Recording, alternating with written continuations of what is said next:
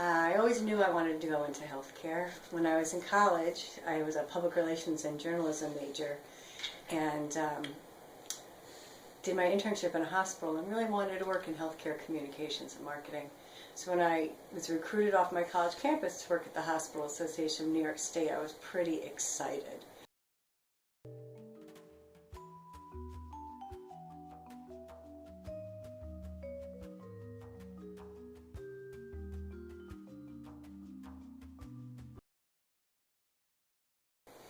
First time I ever really felt discrimination as a woman was when we moved to Massachusetts.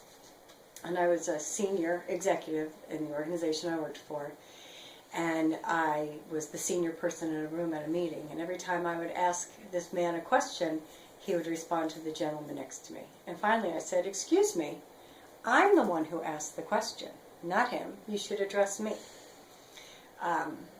So that was a little troublesome, also realizing again that I didn't get paid as much as men.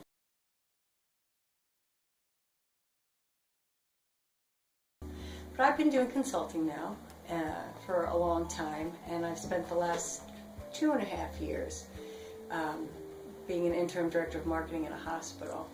And that's where you really start to see discrimination, right? You're an older woman, I'm an older woman now, and these guys get paid more, and they don't work as hard as I do still. And now I'm starting to look for full-time jobs. I don't really want to be a consultant so much anymore. And I'm finding age discrimination as well.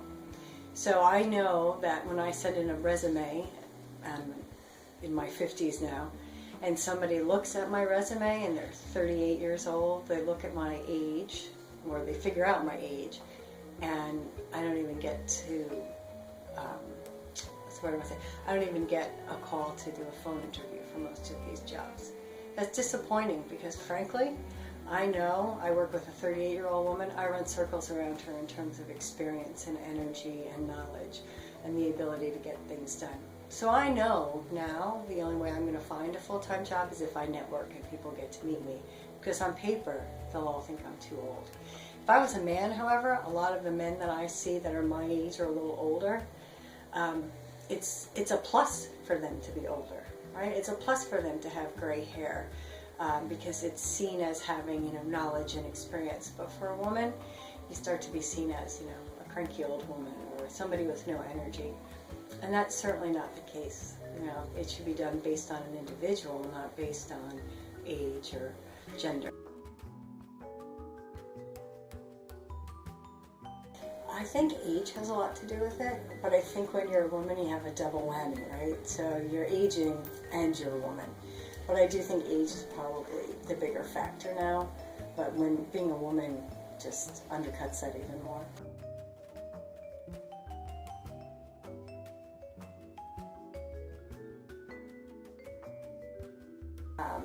I can say this, I've been working for 33 years professionally, and in the 80s and early to mid 90s, women really were advocating and working hard to have a place in the professional world, to sit around the leadership and board table. I'm disappointed as I talk to other women my age that today's women aren't doing the same thing. They're not fighting the fight like we did. They're content to take a back seat. That's a gross generalization, but I think a lot of women today don't want to have to try to have it all. I mean, we were all taught as women you could have it all. You could have a career, you could have a family, and nothing suffered. But I think today's women are looking for more balance in their life, which, frankly, from a professional standpoint, puts us even further behind. I feel like we made headway and now we're going backwards, and that's very disappointing.